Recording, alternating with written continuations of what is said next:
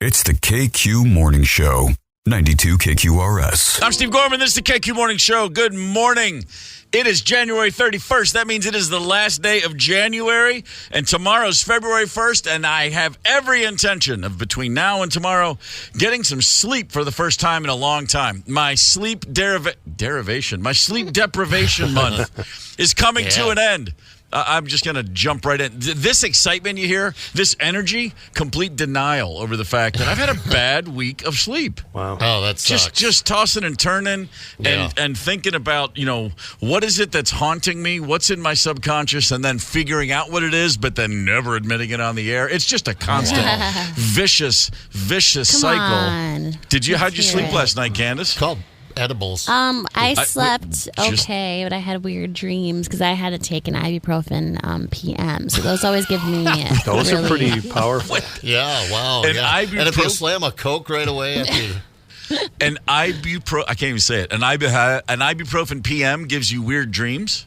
Yeah, dude. Really? Oh my God. I was a part of some murder thing. I don't know, man. I blocked it out. Part of it. Wow. All right. Zepp, how you doing out there? You sleeping okay? Yeah, for the most part. I mean, one of the dumbass cats knocked a plate off the sink, smashed it all over the kitchen floor last night. Opa. So I got up at 11:30 for that and beat the cat to death with broken pieces of porcelain. Yeah, cat didn't think that one through. Yeah, no, Maria's traveling, so I got to get rid of that. And then find a calico cat that looks a lot like Tizzy. But you slept good after the murder, though, right? I slept like a baby. I did have a weird dream that I was out on tour with the Eagles, but it was Journey. I swear to God, I had that dream. That's what I woke up to this morning. I'm like, that's all right. I don't know what that means. On tour with the Eagles, but it was so. In the dream, it's hey, this is cool. It's the Eagles, but then they're over there playing Stone in Love. Yeah, right. And Steve Perry was still with them too. So wow. Yeah, I've had worse dreams. I mean, there's nothing wrong with hanging out with Journey. I just kept saying to that's Journey. And they're like, shut up and get on the band and sing Take It Easy. I'm like, they're not doing Take It Easy. They're doing, I played around a golf with a couple of elderly gentlemen once, and the next time I saw them on the same course, I was on the next fairway over, and one of them yelled, "Hey, there's Steve. That's our buddy. He's in the Eagles." And man, I got a lot of attention all of a sudden. And my former band, the Black Crowes, at that time was pretty big, but not Eagles big. I mean, boy, everybody was like, "Wait, what? One of the Eagles is here?" And I was like, "Man, that'd be kind of good." Tony, you good? You look fairly well rested. You look boyish. Thank you. This haircut is still working for you. That's a great compliment. Yeah. It's weird that you're talking about sleep stuff. I had a weird phenomenon last night. After I conked out, I woke up every 2 hours, but on the second, it was like 10 o'clock, midnight, 2 o'clock, I had that. and then 4. But here's the weird factor, though. I'm factoring in when I actually looked at my phone to see what time it was, because you'll kind of open your eyes and look around. I'm wondering, is this going to happen again? And as soon as I looked at the time, boom, it was right on the minute. Right. 2 hours. I had hell? Similarly a few nights ago. I had the same thing, and it was I've already forgot. But if it was 90 minutes or 2 hours, it was like noon. I mean noon. It was like midnight, 2, 4. It just kept happening. But I've had that thing you're talking about. I've had that also with sleep, and I do think there's I do think our bodies, there is a current that's in tune with the polar axis, blah blah blah blah, energy, magnetic fields. Why does a dog spin before it takes a dump? Why do we wake up exactly every 2 hours? There's all that crap's connected, and every now and again you tap into it when you least want to. I full on. I get that. I've had those experiences. Weird. I can remember, and I'm not the only person who's said this before. In fact, I've seen it referenced a lot. There were many periods of time in my life when I would just look at a clock, and not the same clock, not in the same room, and see the same time of day, like for just nonstop. Couldn't get away from it. And I went to high school with a guy who was obsessed with 11:11. Like every morning, he could be in the middle of any circumstance, and he knew his central nervous system knew when it was 11:11. No matter what. I mean, gotta make a wish. Put him in a different scenario, put him in a different room, put him on a bus for a school trip, put him anywhere, and he would just be like, "What time is it?" It was a very strange thing. There's something to that. Yeah, I mean, it would be nice if we could monetize that. I would hate to have that ability, and then what do you do with that? It seems a little useless, but it's weird. Yeah, I agree. I mean, I think Yeah, the whole polar things and the magnetic and the moon, and we're coming out of a full moon phase. Yeah, that affects everything. You want to know how bad it was for me last night? Okay, so I actually got to bed early, and I went out and bought my sleepy time tea with little teddy bear on the box, because I ran out. So cute. And it did wonders for me last year when I finally was like, oh wait, let me try that sleepy time tea. Boom, straightened me right out. And then I was like, wait, I don't have tea. I ran out over the holidays and I haven't replaced it. So I went and got it yesterday. I made a nice a batch. I just made a mug of tea. I sipped it. I didn't eat anything after like 5. I mean, I'm not going to have heartburn, nothing, blah, blah, blah, blah. Everything I've done in the past to try to get myself down hard for the night. And at about 8 o'clock, I fell dead asleep for about an hour. And then I woke up and I'm like, and my first thought was, I slept too long because I was thinking it was a nap in the middle of the afternoon. And I'm like, I shouldn't have slept wait, what time? Oh, and then I'm like, it's already night. I'm awake. And then I'm up. So then I start reading again because reading helps. I don't want to put it on a screen. I'm not going to look at my phone. I'm not going to open a laptop. I'm not going to put the TV on. I'm sitting at midnight. This is how bad it got. I started watching that damn show Suits on Netflix.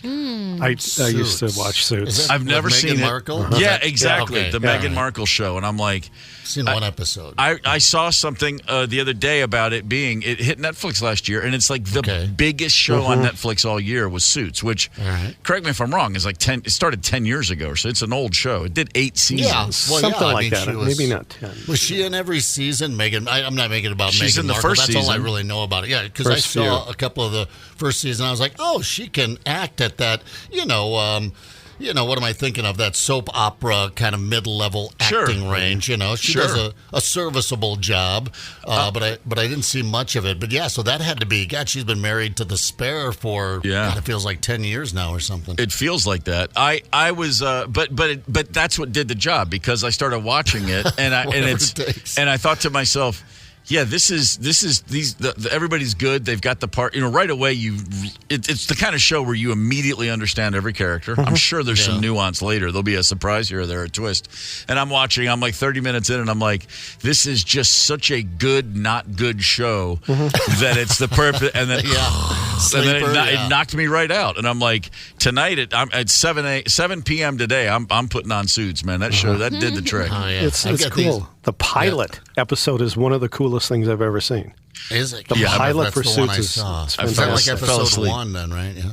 Smart guy, he can read anything and retain everything. And there's a pot deal, and then she's there, and then there's the other guy who looks kind of funny looking fella comes in, and then all of a sudden I'm asleep. Yeah, Well, so that did the job. Hey, speaking of pot, and I'm not even kidding around here because a lot of people are using it to get to sleep, microdosing, a little edible. I know a couple of people there at the radio station, not on the air, that we've had conversations. They're like, just take a little bit to get to sleep. I've not dabbled with that. I don't have too many sleep issues, I don't think. That, and I have a hard time I always wake up, if I even take the littlest bit of edibles, I get up with just a head full of, fog till about, 10 a.m. Then I start to wake up. But I know some people swear by it. They knock them right out. I'm willing to try. I'll say that right now. I mean, I haven't gotten stoned and I can't even remember the last time I got stoned. But were I to, if somebody were to hand me a joint, I'm one hit away from a nap at any time. Weed always just knocks me out. I'm the most reluctant. I always wanted to be a stoner. It looks so fun, and I just can't. It's like, no, I'm just a sleeper. There's a big difference. Surrounded for years by people that are just burning all day, every day, and getting a lot done. And I'm like, what's that like? Because my brain goes the exact opposite direction. Candace, you got something to say? I don't get anything done, but I'm up thinking about stuff. You go Pinto and Animal House? I do not. I do not sleep. Candace Wheeler, wait a minute. So you're saying we could all just be in one atom of a fingernail of another planet's alien life force? I'm already like that in real life, kind of. So when I smoke weed, it's just like amplified, But I was going to say, Steve, do you have a humidifier? Because I couldn't sleep last night because it's so dry. Like, listen to my voice. It's so dry. It is dry. You want him to lend it to you? Would you like a lozenge? Yeah, because I don't know, man. And I do have a humidifier, but I had to fill it up in the middle of the night. So half of the night it was off, and then the rest of the night. And I might have to consider that because I tell you what, I mean, this dry flyaway hair. I have no natural curl in this dry Minnesota air. It's really bad right now. That's Minnesota is the place where allergies are all year long. It's messed up. You know, that's well, funny. it's a warm winter, I had like the best year of my adult life last year with allergies since I moved here. Really? Yeah, I mean, it might come back to bite me on the ass this year, but yeah, I was fine all year. I'm coming from allergy zone, 2000 down there in the basin that is Nashville. When I moved up here, I had a great year. I hadn't even thought about it till you said that. Wow. I went hunting down in the southeast there in January. Did a little quail hunting and some hog hunting, and the allergies kicked in really bad. And they're like, yeah, well, this is like your spring. Our January would be your spring in the Midwest. Just one last, before we move along to Mike Evans here, just maybe one last little tip here for you. To help you try and get to sleep. If you don't want to do the edible route, good old chicken NyQuil. Here we go. My wife got sick last night, so I'm cooking up some NyQuil chicken. I've done this in the past, and usually I use about, 4/3 of the bottle. Season that NyQuil in there just at the right temperature. You don't want to let it sit there and sizzle for about, 5 to 30 minutes. Oh, sometimes the steam really makes you sleepy. Woo. What you're looking for is that blue color right there. Drain the unused right back into the NyQuil can, just like so. There you go. What a little in the NyQuil hell? chicken. Still great. That's a southern boy right there. That's out of Florida, I believe, the Panhandle. Okay, all right. We can talk off air. Florida is not the South. I don't want to have this conversation again. All right. Well, we're going west out to Mike Evans' Hollywood Report here at 6:30. Hang tight. Connect with us on the KQ Talk and Text line. 651-989-ROCK. That's 651-989-ROCK. 92 KQRS. I'm Steve Gorman. This is the KQ Morning Show for the final day of January 2024. Was that a long month or was it a short month? What just happened? Long. Oh, dragged on. Didn't it feel that way? Did it? It did to we're me. doing different things in January, I guess. Yeah, no, you're having fun. It was like a month of parenting, longest days and fastest months of your life, except it was long days and a really long month. So it was kind of nothing like parenting at all. It just sucked. Hey, February's here tomorrow. This will be great. It didn't suck at all. It just feels like it was going on for a long time. Yeah. That's really all I'm getting at. Sure. Well, yeah, the holiday hangover, right? I think that's part of it. The big buildup, then the big letdown, then this whole thing with my sleep, which I'm tired of talking about. I don't want to keep repeating myself, but good God Almighty, I need to do something. Right now, what I'm going to do is get a little insight into what's happening out in Tinseltown. How about the Mike Evans Hollywood Report? Hey, good morning, Steve and Candace and Zepp and Tony. Hope everybody's doing well today. This report brought to you, as always, by Marcus Theaters. If you're going to go see a movie anytime, and you live in Minnesota, you got to go to Marcus Theaters. It is the most comfortable, best theater chain in the country. Hey, here's a shocker. Rihanna is worth millions and millions of dollars more than, are you ready for this? You know what? This is so good, I have to tell you at the end of the report because I was shocked by it.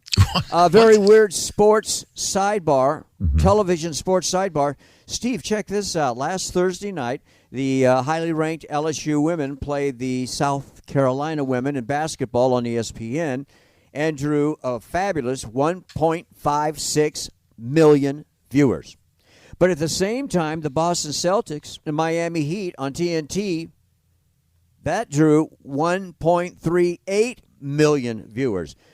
So for the first time, college women basketball got bigger ratings than NBA basketball head-to-head. TV News, Reba McEntire is getting back together with some of her old television cast for a new sitcom.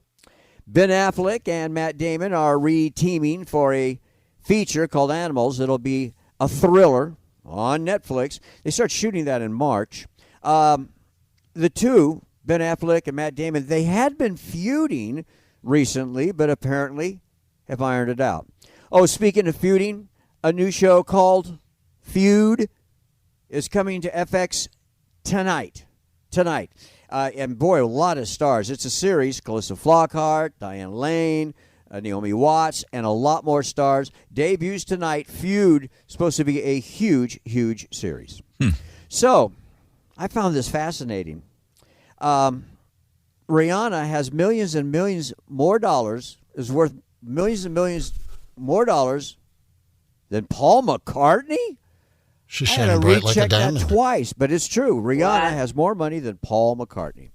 Hey, have a great day. We'll do it again tomorrow. Mike Evans, See ya. I'm going to need to see some source work on that one. Some I'm sorry. receipts. I know she's a billionaire. Tax. I know she's got, not from just music, but her other, what is it, clothes or makeup or whatever, fashion stuff. Yeah, she's done a lot. But, boy, yeah, come on. Mac She's has got, shining bright like a diamond. Mac has got ducats spread all over the place. And trust me, I don't know about that one. Somewhere his accountant is going, Steve, with the secret offshore accounts, man. I'm just saying. All I heard Mike Evans say in that 3-minute report was Diane Lane. The rest just went right away. One of my first ever true silver screen loves, Diane Lane. I don't know. Oh, yeah, Diane Lane. No kidding. What was the movie? See, I'm terrible with the movie names. You guys know this. I got to go back to 1979, A Little Romance with Laurence Olivier. Okay. Oh, I meant that musical, that rock and roll musical, with William Dafoe in it. Don't care about that crap. Oh, that's my top 3 movies of all time.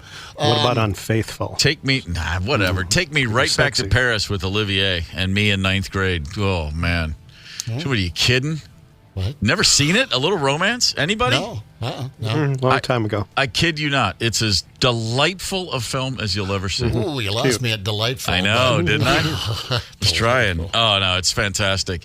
9th grade Steve, who was at the time a French student, watching this girl I'd never heard of run around in France. And oh, my God, I was so beyond in love with her at that point. And then a few years later, she's dating Bon Jovi. And I'm like, oh, come on. Really?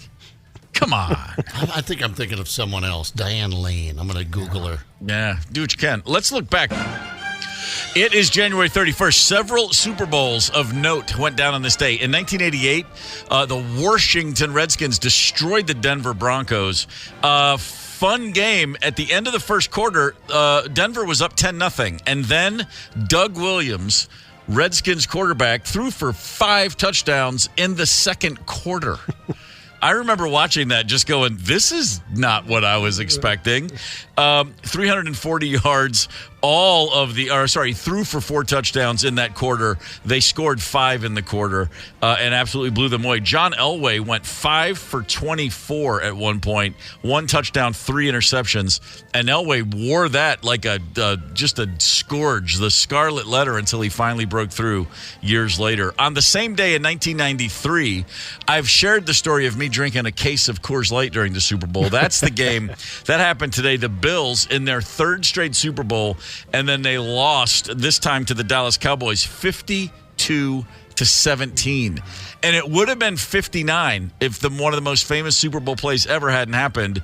That was when Leon Lett recovered a fumble at the Dallas 35, raced down the sideline all alone, and around the 10-yard line, he slowed down to watch himself on the giant scoreboard Jumbotron. He extended his arms, and then Bills receiver Don Beebe caught up and took the ball away from him. Yeah. Slapped it out of his hands. Again, they were already up 52-17. It would have been a Super Bowl record 59 if he had just kept the ball in his hands. And then also on this day in 1999, John Elway got over everything going back-to-back.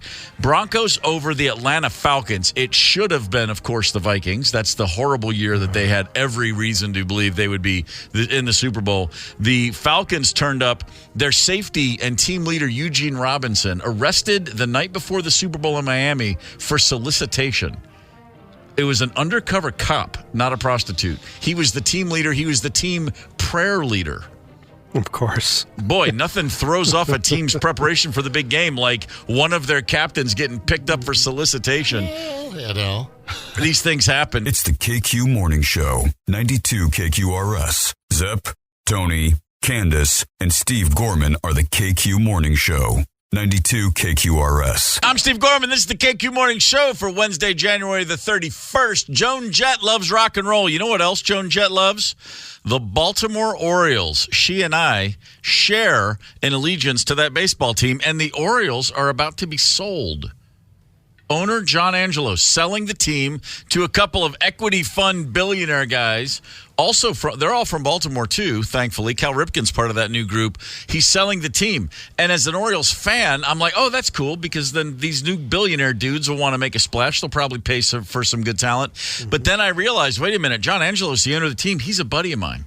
And I just lost all my cool hookups with the Orioles. That's kind of devastating. And the only reason I know John Angelos, not that we hang in the same circles, except we do only because his wife is a songwriter. And I know some people that have worked with her in Nashville, and that's how it fell in. So it was kind of funny to think that my lifelong favorite sports club, I got to know the owner because the guy's wife writes songs with friends of mine. Like, oh, hey, man, that's kind of a cool hookup. And it's been great because all of a sudden I'm like, hey, man, I got the hookup, and now it's gone. So I'm, what are you going to do? You can't drop the name. No, I guess if anybody's got to connect to the Twins ownership, let me know. Now that I've lost my owner's box seat, I need a new team. Let's go Twins. Let's do it, baby. Woo! See, it's just that simple. For professional sports, be a mercenary. Hop on, hop off. Do what you got to do. I mean, stick with the college teams. I mean, they break your heart. But no, pro teams, come on, whatever. That's the kind of things that go through my mind in a day when I'm trying to get to sleep last night and I have my nephews in Baltimore texting me going, I think you're selling a team. Yeah, what are you going to do? I wonder why I can't sleep last night. In a few moments, we're going to talk with Dan Chesky from Dan Southside Marine because boating season's right around the corner. The Bloomington Boat Show is going on down there. I went down to Dan Southside Marine a couple weeks ago for the first time, and oh, boy. I was like the giant fish who walked in, and they just hooked me so simple. Boom. Oh, you like boats? Take a look at this. And I'm like, I got one of those.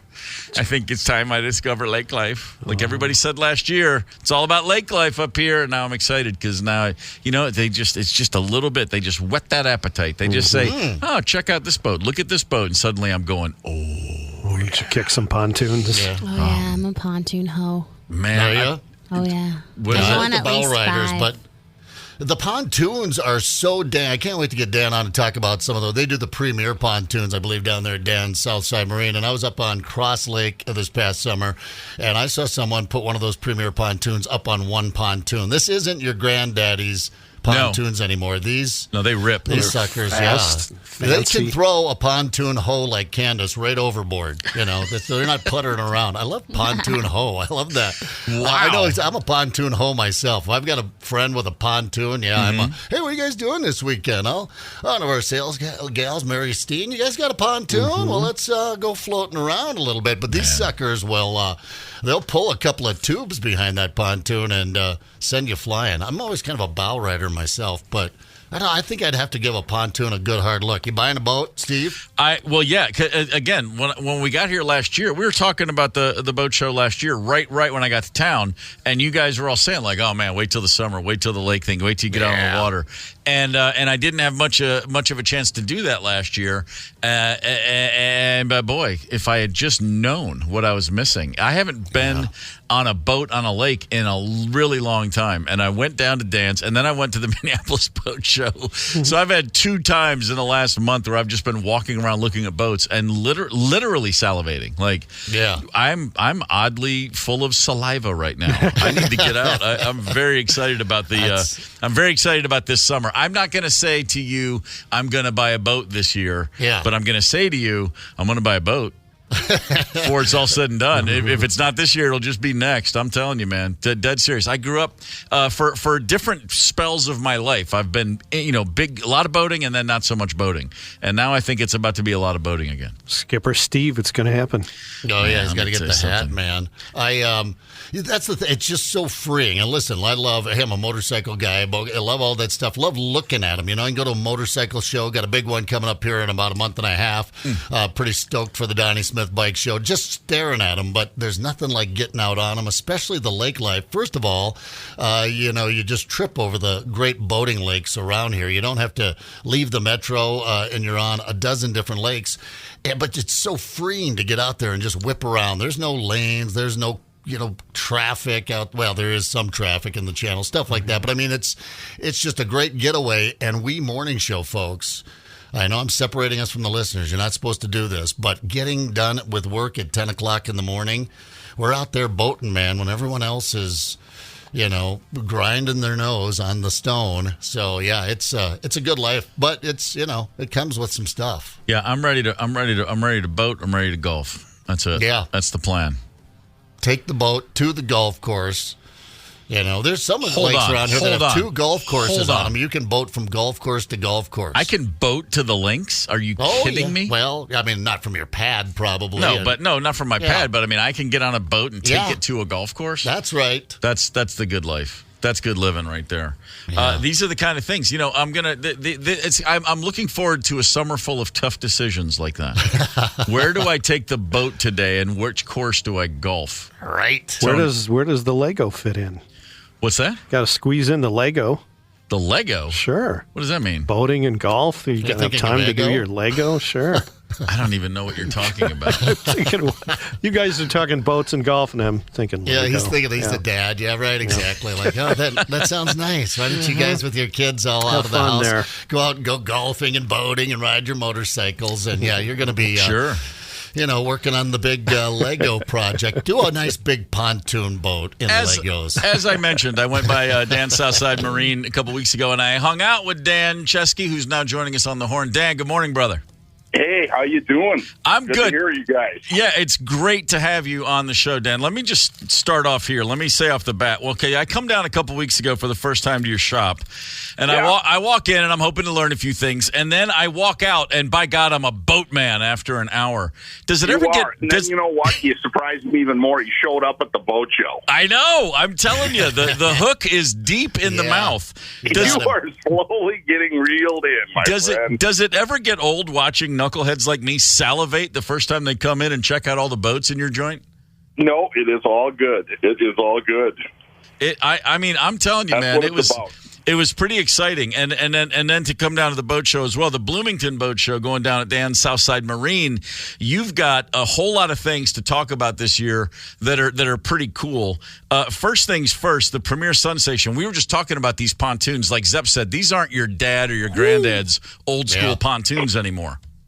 No, they now, if you want to have a granddad's pontoon, you certainly can, but now they're triple tube. They got larger engines. They actually move. I mean, it's like, your nicest Suburban on the road, except for it's on the water. It'll hold the whole family. It'll pull kids tubing, water skiing. It'll do whatever you want.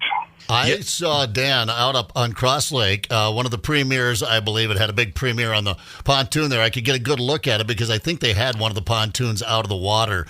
These things have, and it's been a while since these pontoons have really been horsepowering up. But I've always been a bow rider kind of guy. I want to go out. I still want to do a little wakeboarding, a little tubing, but you get all that done on the pontoons now. Plus, you get the bar and the big seats, and everybody's plenty of room for the neighborhood on there.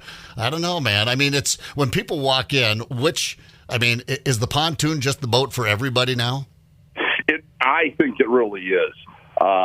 We had a lot of people down at the recent boat show, and I'm sure we'll have more in at the Bloomington Boat Show looking at them and just going, I thought I wanted a fiberglass runabout, but this really makes a lot of sense, especially now, that you tell them it has some power. It moves, it corners, it banks, and that's one of the things that the Premier PTX does better than any other pontoon company is corner and bank. Oof. Dan Chesky, Southside Marine, is with us on the KQ Morning Show. The Premier Sensation, I saw a couple of those at the show. Tell me, it's a new model year. What is new about this line of pontoons this year? They completely, really upped their game this year. They put a new captain's helm in it, which is a much nicer helm. It's raised a little higher. It has a nice glove box. It's got a refrigerated cup holder for the captain, which is super awesome. You hear that, Steve? I heard it. Oh, my captain. Yeah. You put a warm bottle of water in there, and 20 minutes later, it's cold. It seriously is cold. It's a cool feature. Well, now, Dan, I got to ask you, does that also work for beer? Just asking. Absolutely. Okay, just making sure. Absolutely works for beer. And then they also put in a new innovation, a front gate, but it is a clear gate. So when you're docking the pontoon, you can kind of see through the gate and see where you're actually headed towards. Because, with the pontoons, with that front fence, it's hard to see over the top of that for the captain. So they made it much easier to navigate this thing into a slip or into a lift. I'm the guy who, I go down to the boat show and I'm sitting in all the captain's helms and I'm putting my hands on the wheel. And I'm sure somebody, probably several of the guys on your staff were looking at me going, what's wrong with that person? Is he?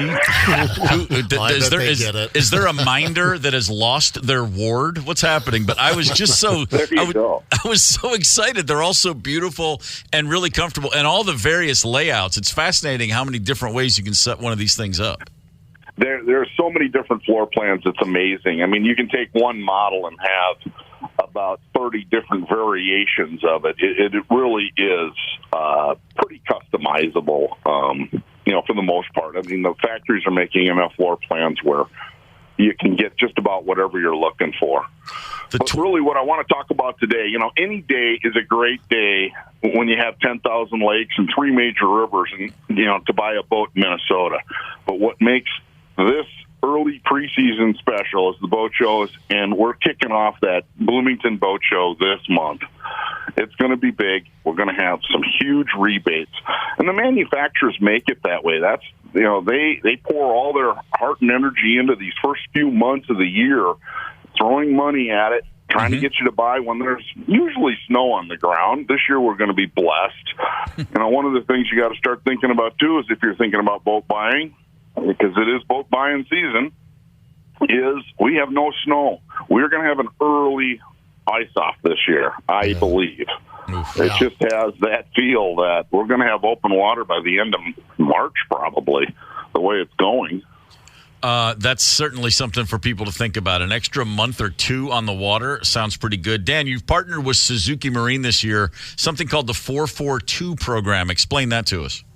Well, that's a new program from Suzuki, and they're looking a little bit about our environment, and they're trying to get those old two-strokes off the water. So what they're doing, because they don't hold a whole ton of value, those are the motors that were built, probably from, most recently the Evinrude E-Tech about 5 years back. But prior to that, the bulk of those were built in the 70s and the early 80s and right up to the 90s. And then it kind of flipped over to four-stroke, the cleaner stuff. So what this program does is Suzuki's built in an allowance for your engine to come in, and that gives you some trade value. We, in turn, take and scrap the engine out. They really have no value. Nobody wants them back on the water. So we scrap them out, sell them to a scrapper, and then I take that money I've gotten from the scrapper and I give that to a charity. Now, my first charity when we kicked off this event at the boat show was Minnesota Fish. And so they ended up with a check, from all these scrap values I had been doing for the last 6-8 months. They ended up with about $4,000 to go to their charity. And we've got a few different charities picked. They're not the only one, but they were the first. And so we're really excited for this program. That's pretty awesome. Speaking of Minnesota Fish, we don't need to just focus on pontoons because the Alumacraft fishing boats, you've got a bunch of those as well, I believe. Absolutely. And what makes Dan different from anybody else when we talk about fishing boats is our rigging. We rig these boats. They can be tournament fishers. You can do anything you want with them. We specialize in this. Man, this is exciting. Yeah, by like September, everyone's going to be calling me Stevie Freshwater. I can see it. I can feel it coming, Dan. How long does Stevie Freshwater have to take advantage? How long does this Bloomington Boat Show, Dan, Southside Marine last? I mean, I know the clock's ticking. The clock is ticking. It kicks off this week, so but we're planning on letting it run because I have available rebates all February long. But honestly, the reason why you want to get in there early is because the deals that are extra over and above extra discounts are coming on any non-current product. So any 2023 product that's brand new needs to be sold. Alumacraft and Premier have amped up their rebates on that product, and it needs to go, and it's priced very, very attractively. Dan Chesky from Southside Marine. Dan, you and I are going on a boat later this year. It's a beautiful day. We hit the water. We're rolling. You got one record to play, and you got one cocktail. What are you going to choose? I'm going to choose Sammy Hagar, heavy metal. Strong. And I'm probably going with an Arnie Palmer. Yeah. Yes. Strong as always. The Bloomington Boat Show. Check out Dan Southside Marine online. Dan, it is an absolute pleasure to have you on the show. I'm sure we'll be talking to you soon. Thanks, brother. All right, thanks, Steve. Thanks, Zep. You guys have a great day. See ya. Yeah, well, I get you fired up, doesn't it? Stevie Freshwater. Stevie I like Freshwater. that. Come on, man. Yeah. Oh wait, That's good. what was Joey Freshwater? That was a whole. Wasn't there Lane Kiffin, the college football coach? That was his alias at a strip club or something. I might need to come up with another name. Well, I don't know. Maybe. Just trying to think of where that came from. Yeah, I'm pretty sure there was some story where he called himself something. I don't know. Maybe I'll come up. No, screw it. Stevie Freshwater's nice. I like that. Yeah, it's got a nice ring to it. I like it. That works here in Minnesota, and a great alias to get. You don't need an alias to get into a strip club around here. Look, the first time I went down under, I came home as Stevie Atback. So this is just a new, this is what I do. I go to a new place. I have new experiences. I adopt the land. The land adopts me. Stevie Freshwater from this day forward. I'll tell you what, nothing gets me more excited than when a friend buys a boat. I love that. glad we got to start making plans. This is we're gonna run this caper right up the flagpole. I'm excited. Haul the golf clubs out onto the pontoon. All right, the top who, what, when, where, and why questions we Googled this month. A couple of head scratchers in there. We're going to get to a game show here at 8 o'clock. 7:30, we'll be talking about Googling. And the story. We got to get to this story, the presidential ballot. I don't know if a lot of people know, but the last time there was a presidential election, there were 8 names on the ballot. We tend to look at a couple of the big dogs, right? But there's a lot of them on there. There is one woman in Colorado on the Minnesota ballot that had no idea she was going to be on, does not want to be on the Minnesota ballot. It's a great story. We'll get to that at 7:32. Hang tight. Connect with us on the KQ Talk and Text line. 651-989-ROCK. That's 651-989-ROCK. 92 KQRS. I'm Steve Gorman. This is the KQ Morning Show. Van Halen's Jump. I heard that song for the very first time on New Year's Day, 1984. They were playing it during going in and out of commercials during the Rose Bowl. It was the new Van Halen song. I'm sure some rock stations already had it, but the first time I ever heard it was I was watching the Rose Bowl, and I hear that intro, and the guy goes, "Here's the new Van Halen single," and I laughed. I was like, what kind of idiot thinks that's Van Halen? They don't play synthesizers. I thought it was so. I just could imagine. It was like an Anchorman moment. Like the guy just got the wrong things in the teleprompter. And I'm like, someone put Van Halen. That's hilarious. That sounds like Styx or something to me. And then all of a sudden I heard I was like, well, it does kind of sound like David Lee Roth all of a sudden. What the hell? And thinking, man, what are they, crazy? No one wants to hear synthesizers. And, of course, it was the biggest single and album they ever had by far. It was almost polarizing. I remember when I was in high school, my senior year, going in, have you heard the new Van Halen album? Mm-hmm. And immediately those hard rockers we fancied ourselves were like, no, this sucks, man. And then I remember all 8 girls in our class were like, we think it's the greatest thing ever. And just like that, I did a 180. I'm like, yeah, I really do kind of like it. And then MTV, Jump was on literally every 15 minutes. You know who hated it? David Lee Roth. For several albums before that, was fighting about synths and keyboards in general. He was adamant that Eddie should only play guitar. Van Halen fans just want to rock. And that's true. Van Halen fans did just want to rock, but other fans wanted to like Van Halen, and those keyboards are what brought them around. Yep. Bigger than ever. So Dave won the battle for a few years, but then Eddie won the war, as it turned out, ultimately. Crazy days. If the world as we know it now existed back then, I would have just Googled, does Van Halen play keyboards now? And I would have had the answers I needed. But at the time, I just had to sit there and go, I wonder if I'm ever going to hear that song again. Yeah. Because there was all you could do on New Year's Day 1984. You could just go to the radio and hope somebody would play something you wanted to hear. Whereas now, you Google everything. And Google releases, on occasion, being the good, nice, friendly folks that they are, maybe, allegedly, they let us know what the top searches are. For January, 1 month in, we've got a couple of lists here that already show what people are Googling the most. One of the highest ones is this: what happened to Martin Lawrence? That's a heavy, because apparently there was a throwback segment at the Emmys and people were a little worried about him. He's had some health issues, and they showed him speaking with a couple of his words seemed a little slurred, but apparently he's doing okay.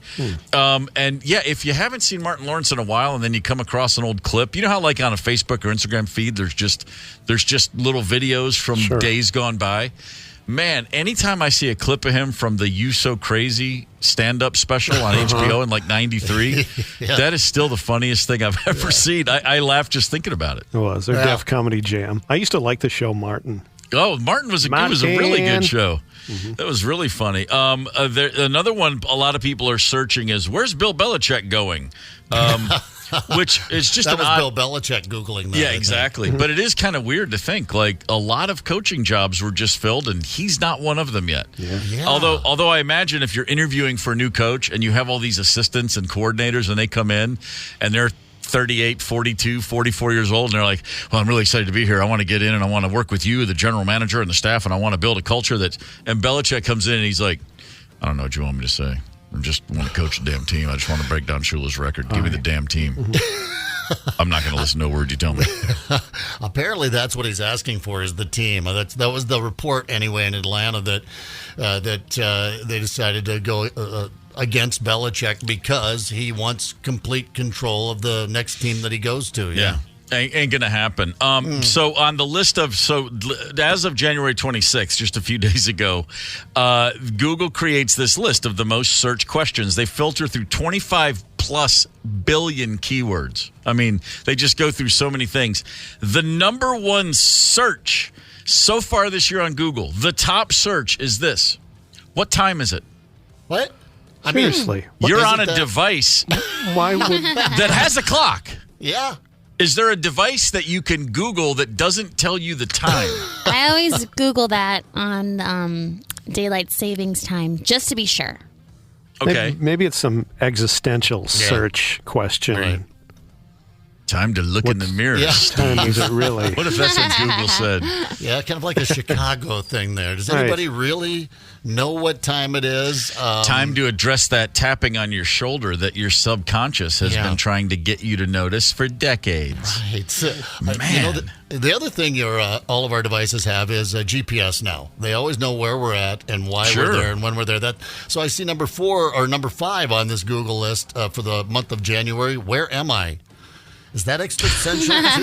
Existential? I can't say that word. Where am I? You don't. Wow, that's about 500,000 people Googled where am I in January. Okay, number 8, I've Googled this in the past. How to tie a tie.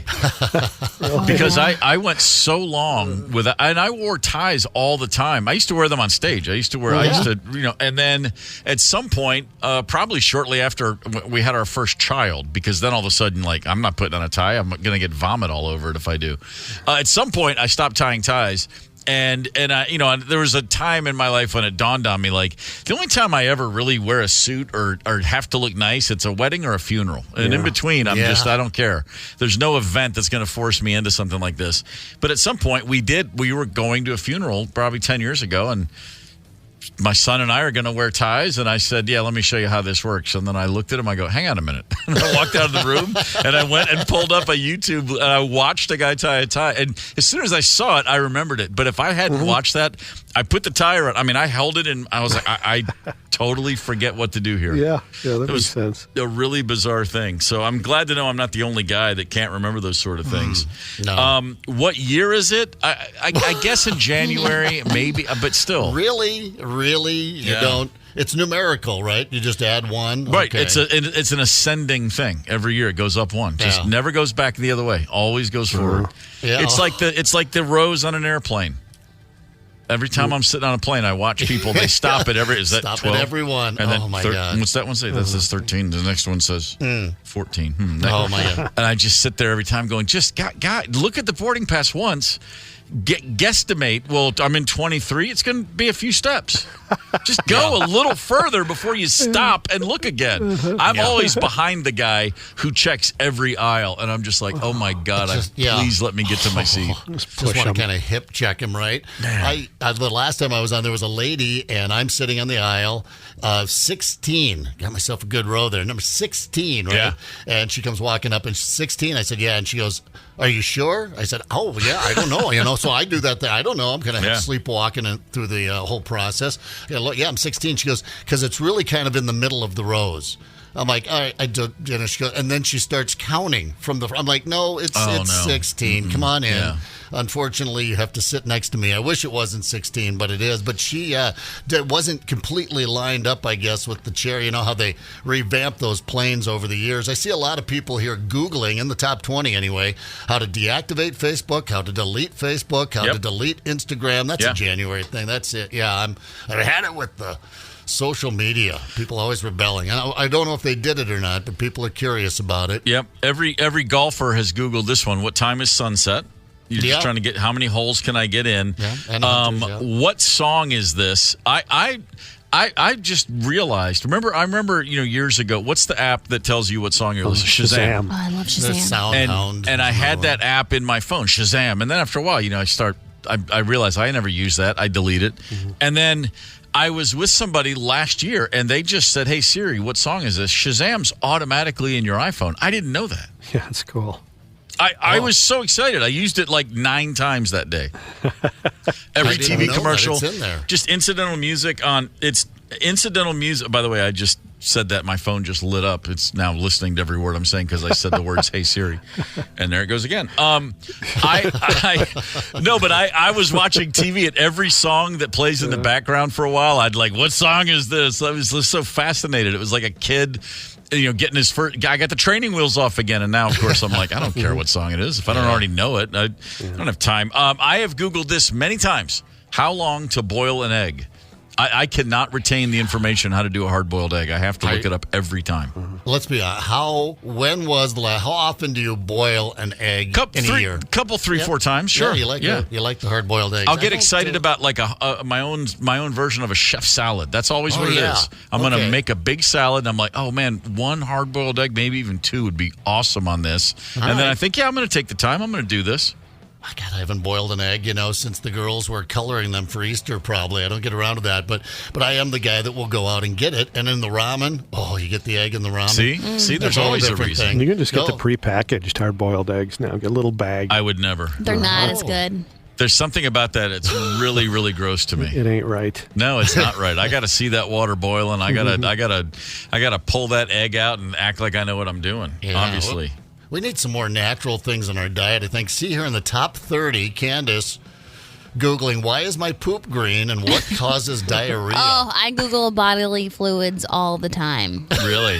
Yes. You're upping the average here, I think. You put them in the top 30. Does it make sense when you find the answers? Do you go, oh, okay, that's why? No, don't Google things like that. Yeah. Why does my stomach hurt? Number 18. Oh, there you right there. Wow. I do that all the 20. time. Bam. There it is. That's pretty great. What great. is Temu? What is TEMU? I don't know. I just saw that at 19, right after why does my stomach hurt? What is that? I don't know. I don't know that either. I think it's like a clothing brand site. Oh, it is. What does 333 mean? People are Googling that? I mean... Yeah, it's an angel that's number. obvious. It's a very, very powerful angel number. 3 encourages you to put energy into your own growth and expansion, and then your own journey, and where you want to be, where you'd like to be, and then it encourages you to dream big. Who doesn't know that? I'm just reading an article about it right now. I've never heard of it. 333. Yeah, I don't know. That's new to me. Made up crap. Yeah, like you said, he's just half a little devil. He's a 333.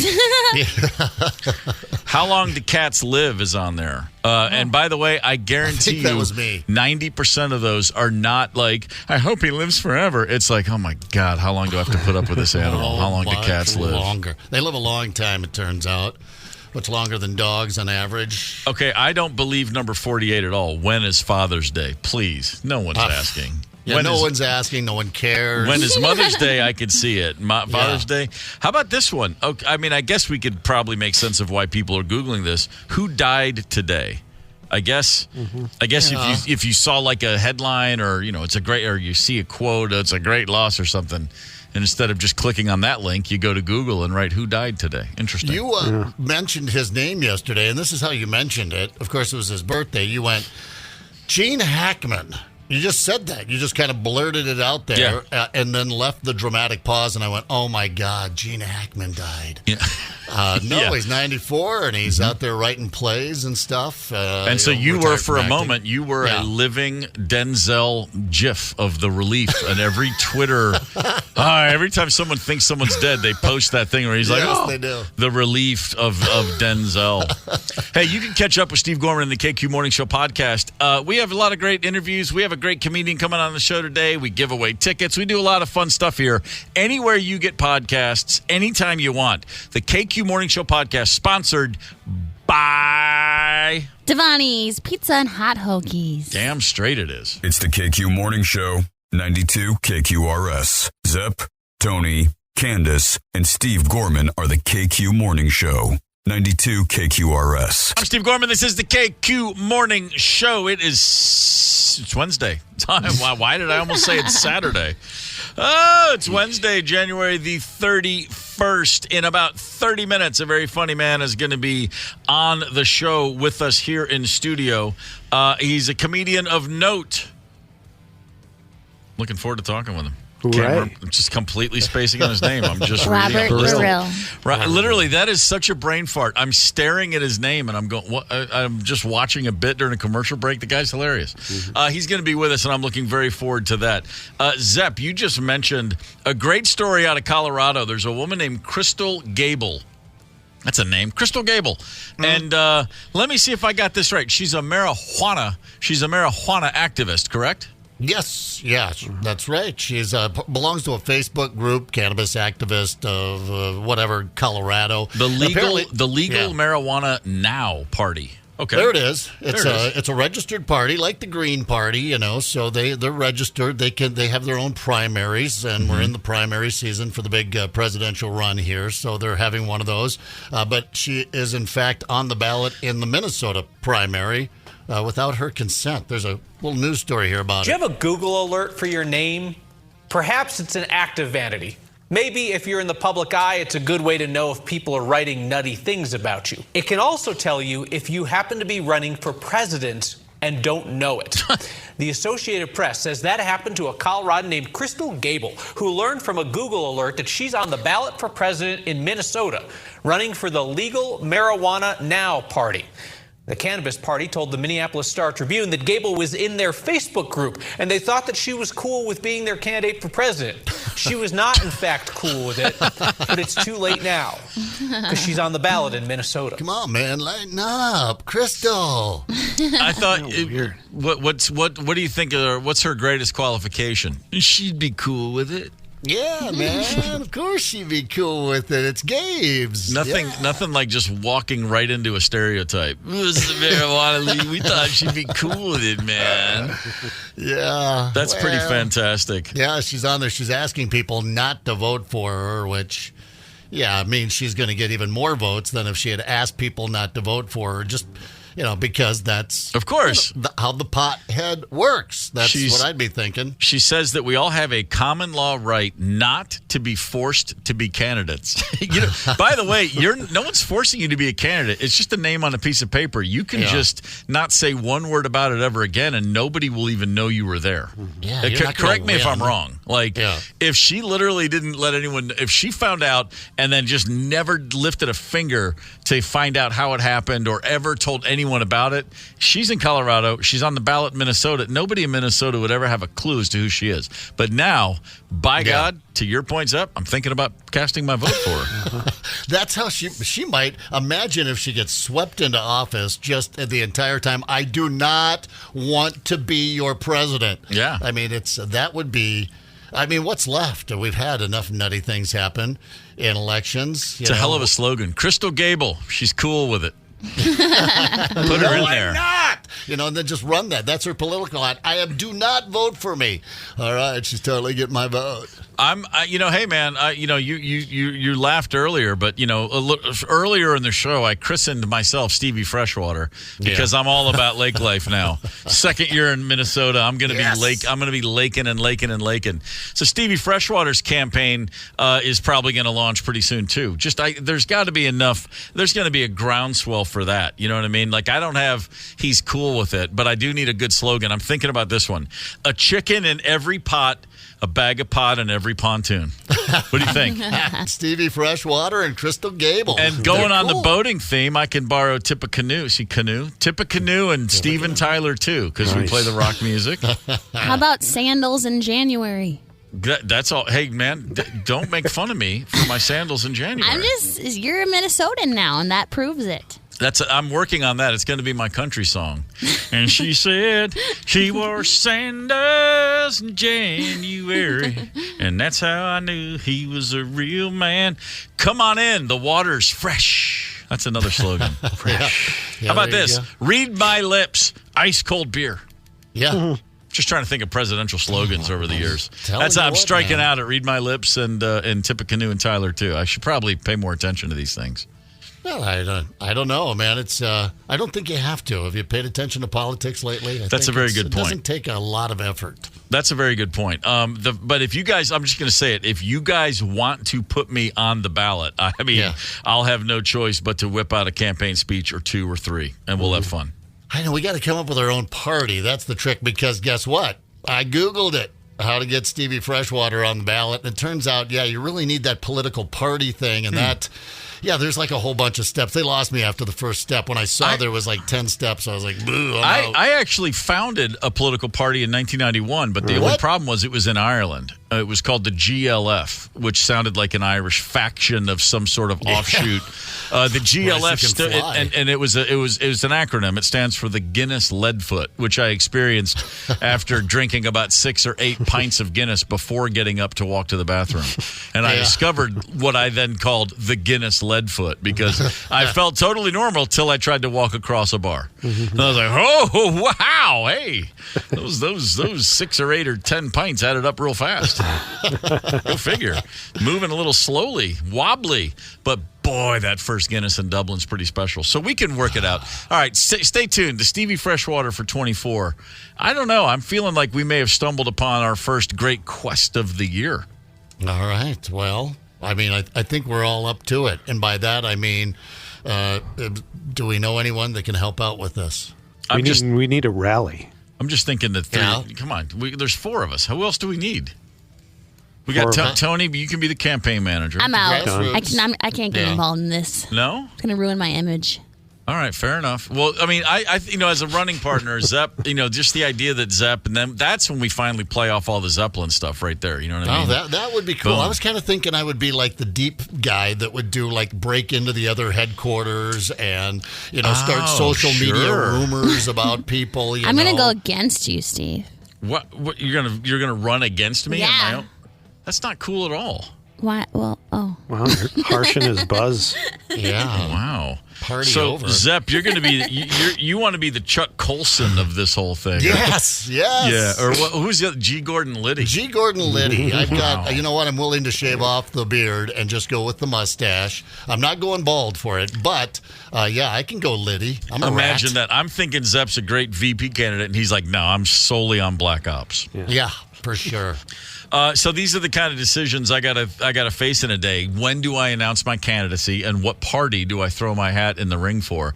Just add it to the list because we all have things we tackle every day. What? Now, Candace was on it. She was on it. She's going to run against you in the primary, and then when you whoop her because she's a woman, let's be honest. Wow. When you beat her, then she's your running mate. That's how it works. I've read all about this. I've been paying attention. Yeah. Wow. That's how that works. Then she'll be your running mate. You've got your ticket right there. There's got to be something. The word wheeler, we can use that for something. I mean, that's a good word to use in a slogan somewhere. Hell on wheels. Hell on wheels. Hell on wheeler. Sure.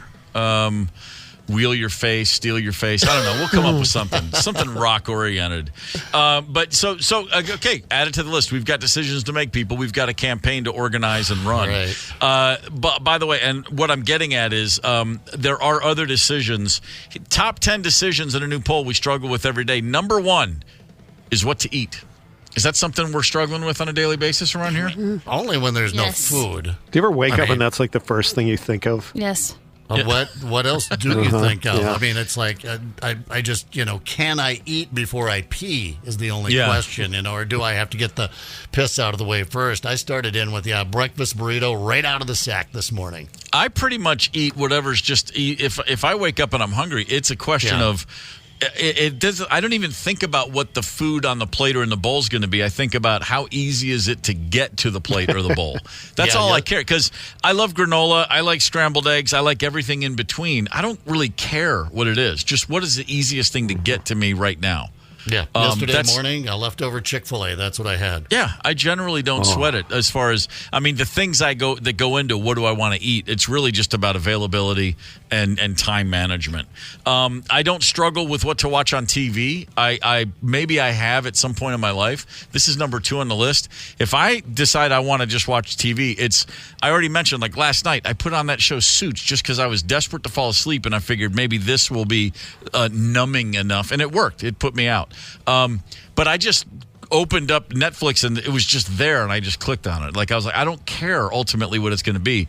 If I'm not specifically going onto the TV to find something I'm already planning to watch, then I will click on the first thing I see. It doesn't matter. Well, I'll look at previews for like an hour. Oh, really? Oh, yeah. Tony, I'm right there with you. Sometimes that's all I do, and I'm not even kidding around about that. I'll sit there and watch, like 20 trailers. Last night I was trying to remember that movie that's nominated for an Oscar, and all I had to do was Google movies nominated for an Oscar. But what's that one Steve said that was really good? Because he likes I like the movies he likes. What's that one he said was really good? He just loved it, and I think it had something to do with an Oscar. And I sat there for a minute, watched a few, and then I just ended up Googling best snowmobiles for 2024. And watched that on YouTube for like 2 hours. But so I do struggle. This one, that's a tough question for me. I never end up watching anything good. Hey, that reminds me, for the What campaign. is the movie? For the campaign, we got to work in some snowmobile action too. Yeah. Yeah, that's going to come around. This winter there may not be a lot, but next winter, by the time the election comes around November, we might have snow, and that snowmobile thing's going to come back and it's going to pay off. I'm thinking there's going to be some big rebates this year because they're struggling a little bit. And by the way, the answer is Polaris, homegrown, right here in the backyard. Oh, nice. What's the movie? The movie I said I loved is called Past Lives. No, was that one? it? That's nominated for Best Picture, and I said I really enjoyed it. I thought it was something with, there's an actor I really like. He was in Westwood. All right. Westwood. The actor was in Westwood. Westworld? Westworld, sorry. Oh. Westwood. Westwood 1. No, Westworld, yeah. The Westwood, the story Max. of life on the UCLA campus. I don't know. I'm sorry. I don't know what to tell you. I saw Barbie and Oppenheimer and Past Lives. I think that's only 3 I saw that were nominated. All right, it must have been Past Lives. American Fiction, there it is. Boy, yeah. You know what? I completely buried the lead there. Yeah, that movie's great. All right. Definitely go see American Fiction. Okay. All right, fair enough. How about this? Big decisions we take our time with. The top 5 are buying a house, or changing jobs, or moving. And I can tell you this, I've made those decisions several times in life. The easiest decisions I ever made. Yeah. Which house to buy, I never got caught up in haggling over it's like, no, that one, I felt good when I was in there. What else do I need to know? The pipes work, the heat works, I can fix what breaks. I've never, ever, ever understood that some of the things people torture themselves with when choosing a house. And there are things that I've bought. The house I have, the last time I bought a house, I was like, I'd been in there like 6 weeks. I was like, oh, crap, I didn't think about this. But it's not enough to make me like hate the house. Yeah. I don't know. Sometimes the bigger decisions, that's when you just go for the gut. You got to trust the gut on some of these things. Moving, taking a new gig or whatever. Yeah, man. The bigger the decision, it's almost like it's like that. What's the Gladwell book? Blink. You know, the decisions you make in the blink of an eye. Yeah. All your brain is a computer, and if you let it do its work, it's going to give you a better answer the less you get in your own way. I mean, is that am I alone in that? I mean, the first time I bought a house, I sweated. It was actually a condo, and I lost sleep over it, and then I did it, and I realized, like, well, that was stupid. It's just like buying anything else. It's just more. I mean, you like it or you don't. You're going to be happy there or you're not. And I don't know. Am I nuts? Am I just oversimplifying these things? No, I don't think so. For me personally, it's just getting, we talked to Dan Chesky, Dan Southside Marine this morning. You're thinking about buying a boat?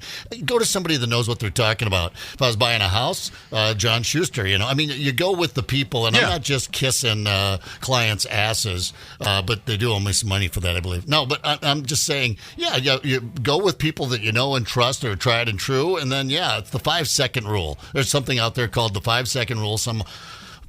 I don't know, Ivy League psychologist came up with it, but you count backwards from 5 to 1. 5, 4, 3, 2, 1. Make your decision. Your brain is wired for the 5-second rule. 5, 4, 3, 2, 1.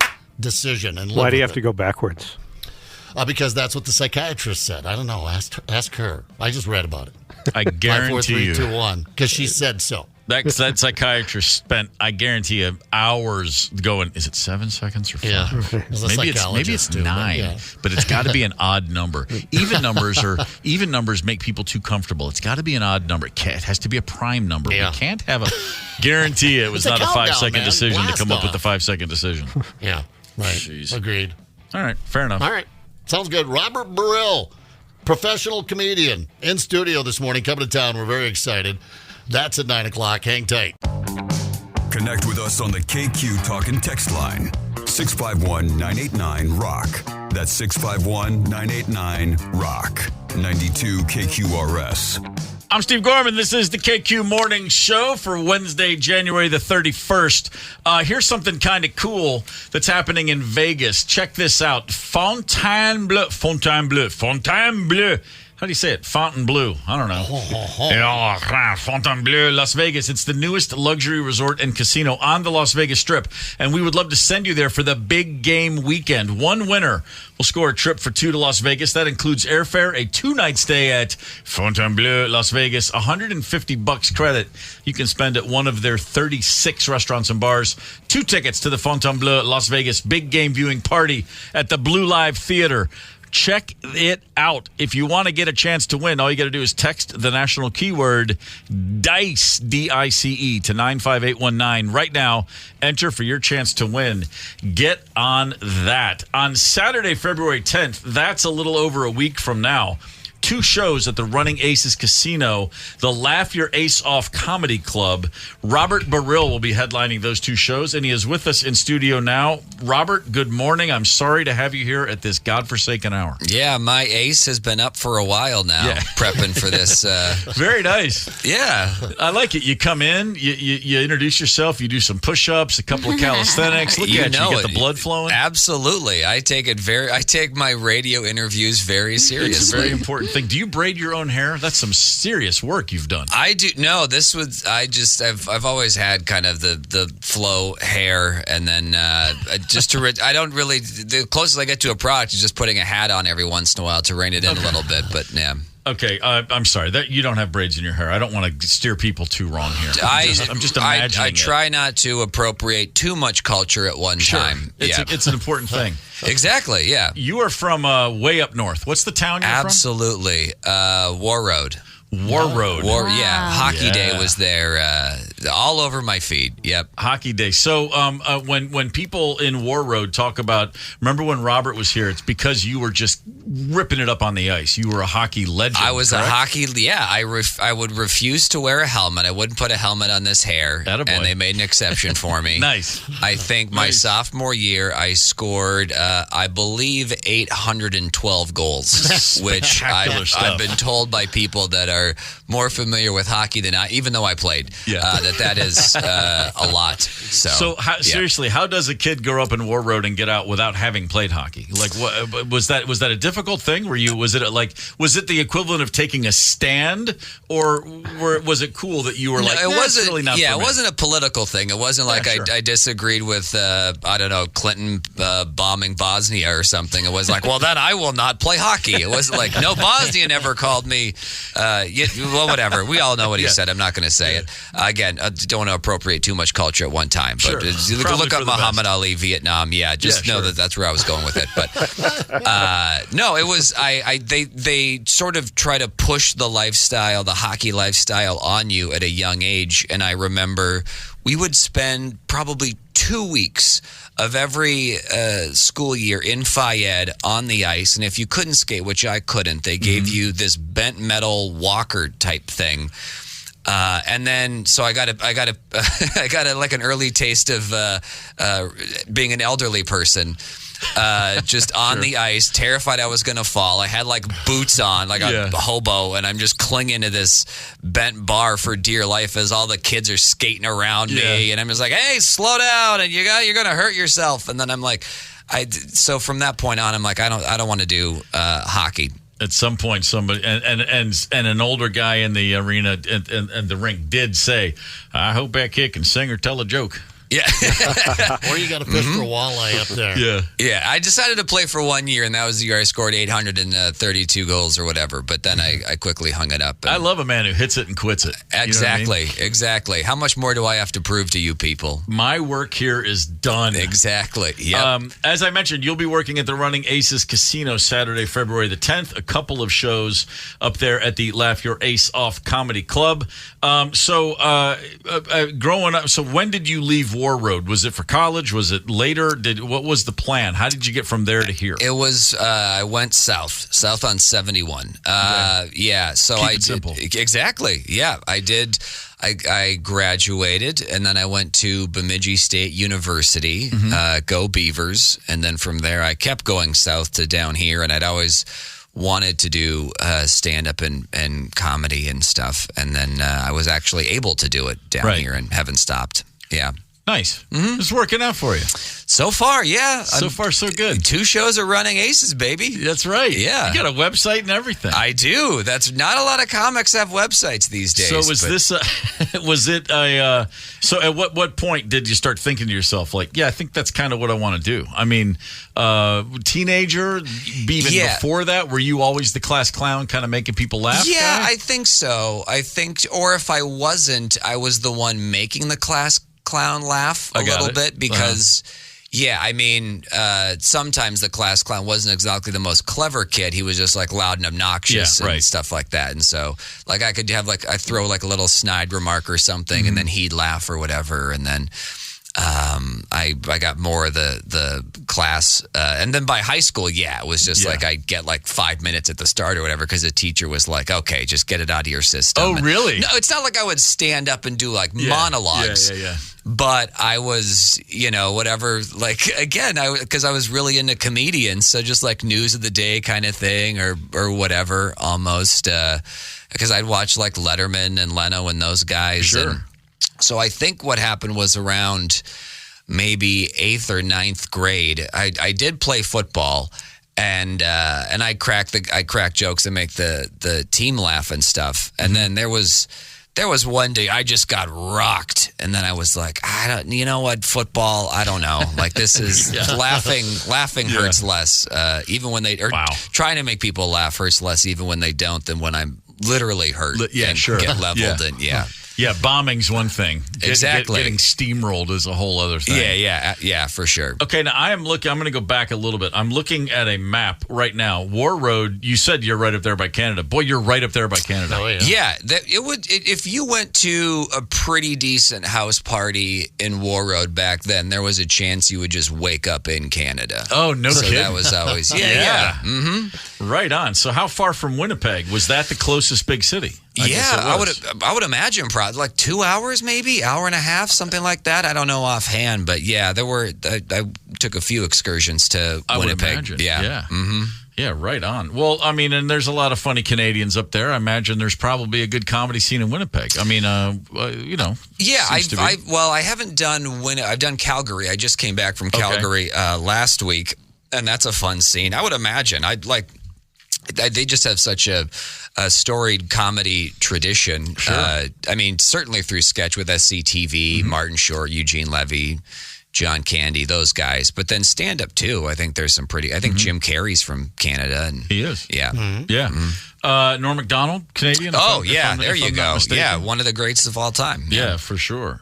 So, how much traveling are you doing? Are you a good traveler? Are you happy on the road? You a grumpy guy? What's the story? I am. No, I'm a good. Well, part of it is I'm married into a pretty large family. Okay. I joke in my act that a lot of people start their own family. I got mine used. It was a rescue family. Now I'm just doing if you like this, come to Running Aces. But yeah, so so it's kind of hectic, but I don't necessarily mind hectic. But then it's also nice to be able to get away from that. Right. So like the Comedy Cave in Calgary, where I was at last week, it's a Monday through Saturday. It's a full week of shows. Wow. Just one show a night. Yeah.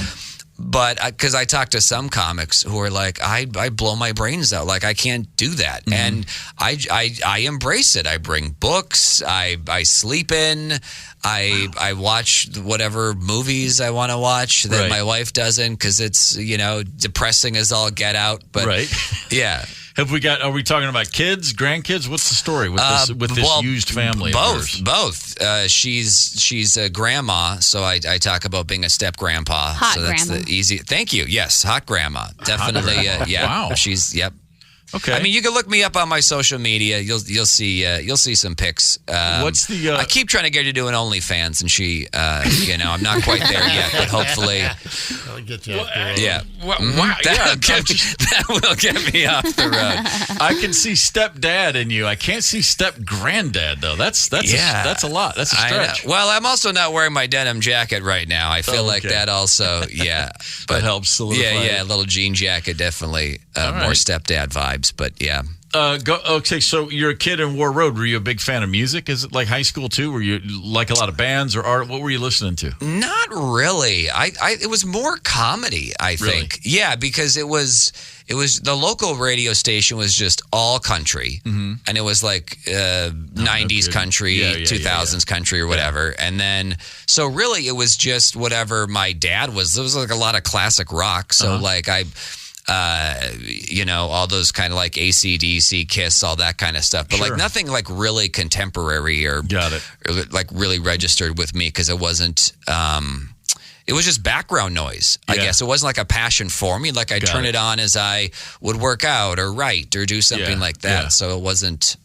It was more just filler, I guess. So in those days, then, which stand-ups were you ripping off the most, either wittingly or unwittingly? If you look back, your earliest forays into comedy. Who were your tent poles? I would say, and this is going to come as a complete 180. So it's not necessarily a tent pole, but the first stand-up comedian that made me aware that stand-up comedy was a thing was Jeff Foxworthy, because a guy on the team lent me some albums, and I was like, oh, this is a job? Like, you could just do this? Yeah, right. So then I did a deep dive with as much as I could. I read the books and stuff. So definite tent poles, I would say, would be for sure Dennis Miller.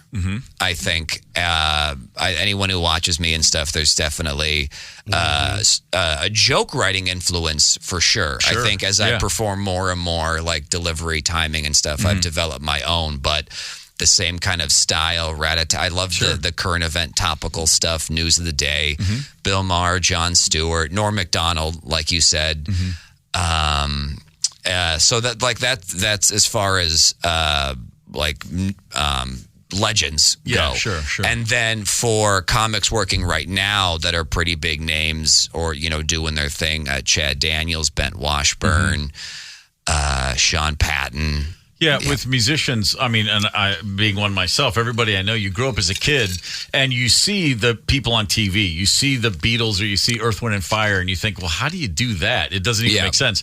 But the first time you go into a club and see a really bad band, you're like, oh, I could do that. Like, you don't realize there's stepping stones. You're just so blown away by the big names. But yeah, there's always those people that are just a little ahead of you that actually probably have more to do with you figuring out your path than the superstar folks you're paying attention to. Oh yeah, I mean, I think Richard Lewis is another one for the like legends. Yeah. I think he's very underrated. I agree. Think because his specials are great. And then I actually, when I was in Calgary, I watched on Tubi his Diary of a Young Comic, which they aired in place of SNL one time, and it's just like this silly 90-minute thing of him moving to LA with his family and stuff. It's brilliant, like the off-the-cuff stream of consciousness thing, the references, I think most people know him from Curb, but as a stand-up, he's incredible. No, he's great. And fun fact, his favorite band of all time, who he has seen dozens of times, is Procol Harum. Oh, really? Yeah, he is the biggest. Okay. He's the only Procol Harum fan I've ever met. Hey, you like the hair? I'm like, wait, I'm sorry, is this a bit? He's like, no, he's obsessed with Procol Harum. Loves to get through that one tune. I mean, he's got a whole show to sit through. Yeah. Oh no, if you want to go, what record should I start with? Oh, he'll go. He'll just rip into it, man. I've met him twice, and both times we ended up just talking about Procol Harum. Oh like, man, that's awesome. There's been a few times. There was one club I did in Florida, and he'd headlined it, and that was like I took the picture, I sent it to my parents. I was like, Richard Lewis was here. So how are mom and dad with when Robert says, I think I'm going to go do comedy? They were very supportive. Great. There was nothing to rebel against at all. I mean, I remember my mom on one occasion actually got me a George Carlin album or two. And not like early, silly, goofy Weatherman Carlin, like 90s joking about abortion and stuff. And which is stuff I'm sure she didn't even agree with, but at the same time was like, well, I mean, you know, I want to support you and stuff like that. So they'll come to shows too, and I would say half the material probably isn't her favorite, but I think she sees that I love what I'm doing, and I'm not terrible at it, so I think it's how she that's I think any parent that's what you're hoping for. Dad's laughing at everything. Dad's he's all about it, and she's just like, well, I don't know about that one. That was are you gonna put that one online? Like, well, I am probably gonna put that one on. Robert Burrill at Running Aces Casino, Hotel, and Racetracks, the Laughter Ace-Off Comedy Club, next Saturday, February 10th. 2 shows, 6:30 and 9 p.m. You can go to runaces.com for tickets. It is a pleasure to see you, man. Thanks for coming in. Hey, thanks for having me. You're welcome anytime. It's the KQ Morning Show, 92 KQRS. Zep, Tony, Candace, and Steve Gorman are the KQ Morning Show. 92 KQRS. I'm Steve Gorman. This is the KQ Morning Show for Wednesday, January the 31st, 2024. February's finally here. Man, that was a long month, but not as long a month for us as it was for a dude in Brazil named Magno Sergio Gomez. He is no longer with us. He died after ingesting pufferfish, the poisonous fish. It was gifted to him. He had never cleaned or prepared pufferfish on his own. You always hear about pufferfish or also known as blowfish. You hear about this in Japan. There's certain sushi that's cut from blowfish. Any way you prepare this fish, you have to know exactly what you're doing because it's so toxic to humans.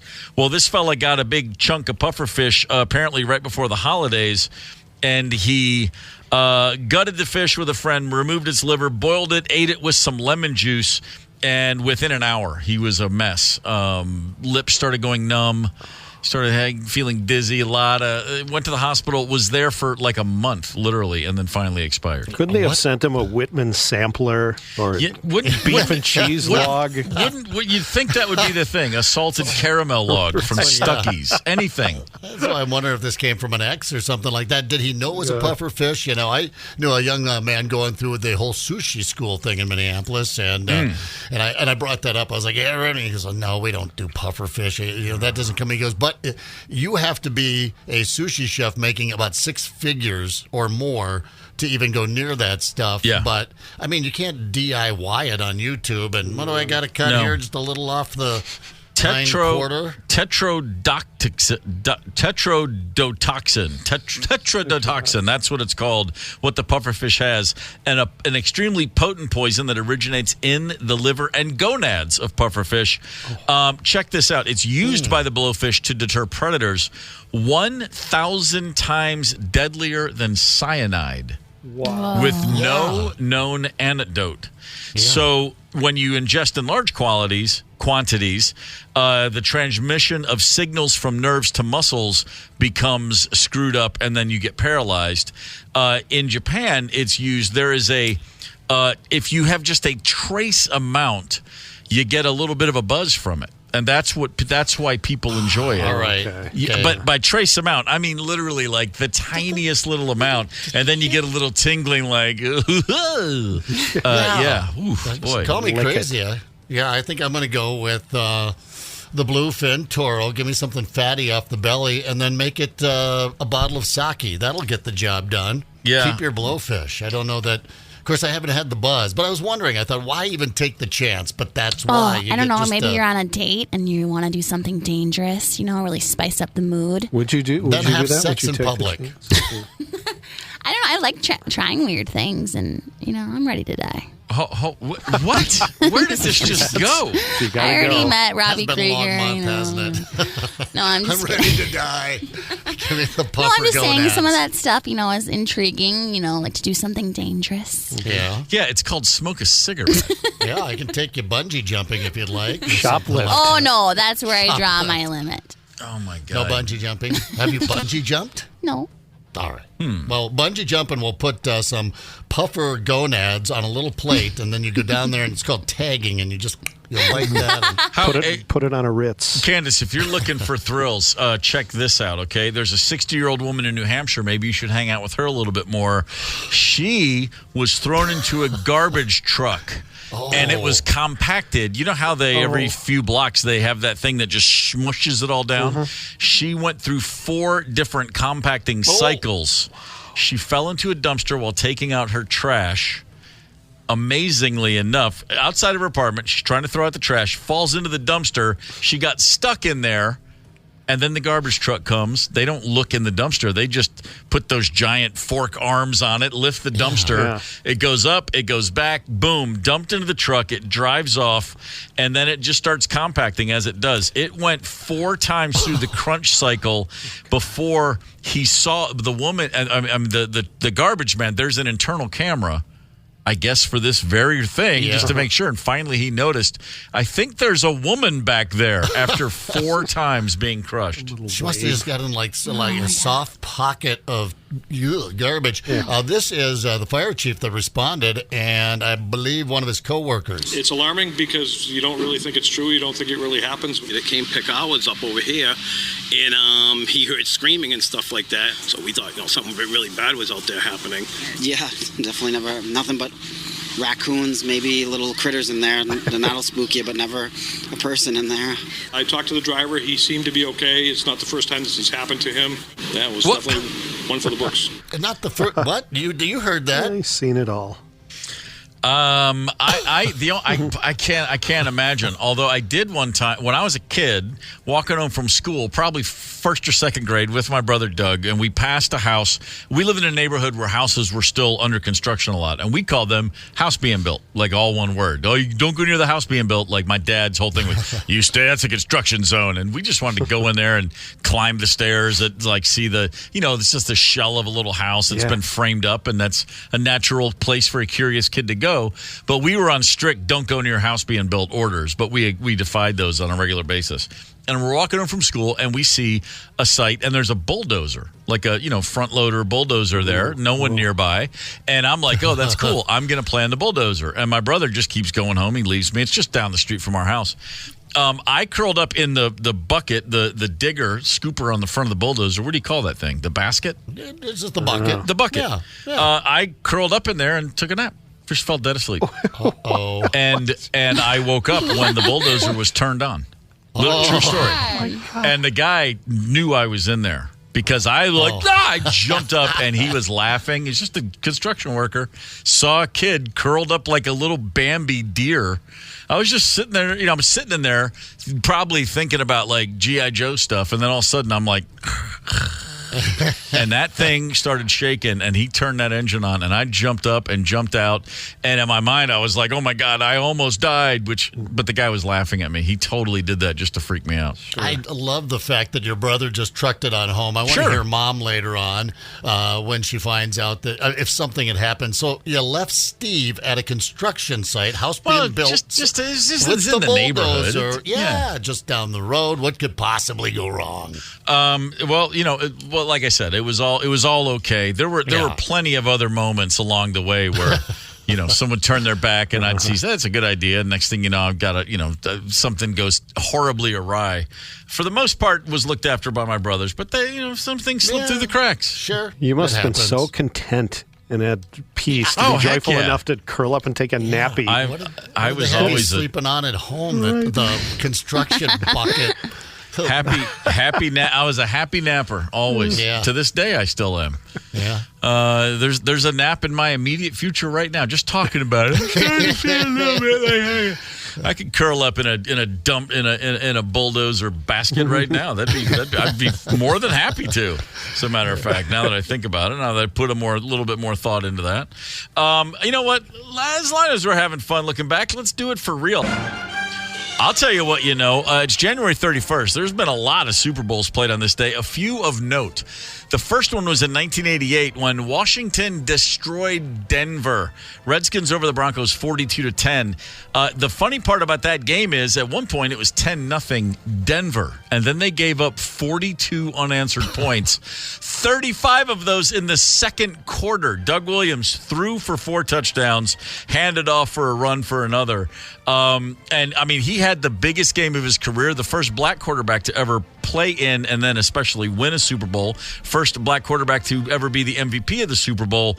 Fun fact, he only played 5 more games the rest of his career. Yeah. He was towards the end when it happened. The next year, he was splitting time with Mark Rippon, the Canadian-born quarterback.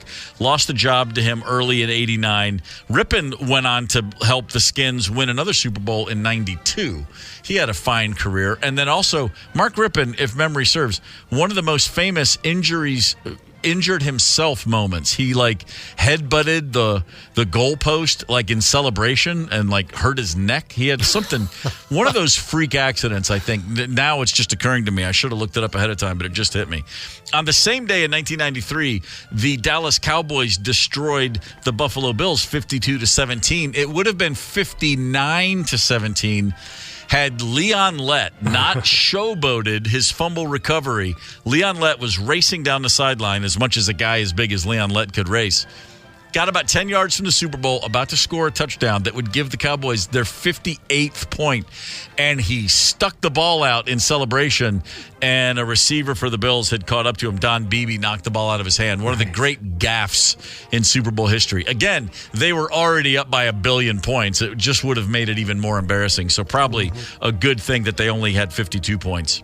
Leon Lett was a perennial all-pro, great defensive tackle for the Dallas Cowboys in those years. But remember, wasn't it a Thanksgiving game? He ran the fumble the wrong way. In the snow, or there was that big snow game, too. He had a couple of real boneheaded plays. To your point, he was a great player, and everybody remembers just 2 of the silliest plays ever. This day in 1999, finally our last Super Bowl of January 31st, the Denver Broncos should have had their asses handed to them by the Minnesota Vikings, but instead they played the Atlanta Falcons, who were a shell of themselves. The Falcons were 14-2. They were hardly a bunch of scrubs.